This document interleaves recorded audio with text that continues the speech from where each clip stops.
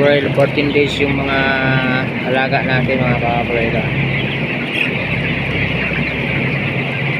So nasa 500 grams mga ka-broiler, 5.28 grams mga ka-broiler yung ating 14 days na timbang mga ka-broiler.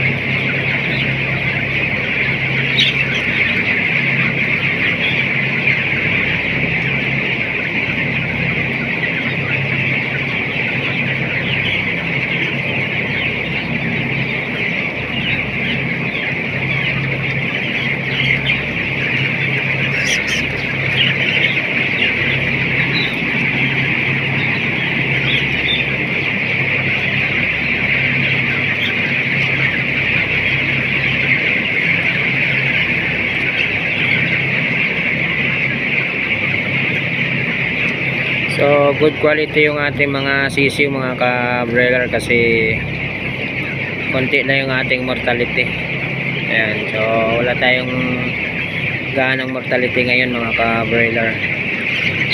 So kailangan dapat rin maganda yung quality ng sisiw natin para di tayo malulugi sa harvesting natin.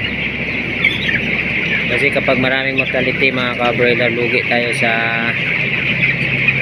ating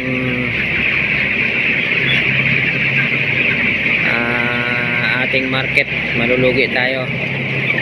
Kaya dapat pipili tayo ng magandang quality na sisiw.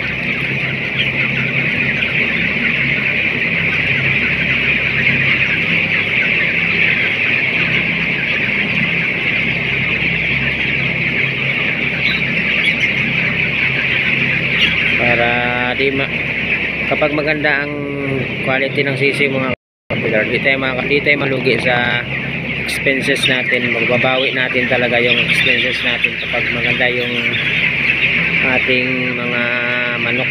Ayan. Pero di natin maiwasan mga ka-broiler, meron talagang mga pangit na mga sisiw, kaya pagbutihin na lang natin yung pag-alaga natin para di tayo malulugi.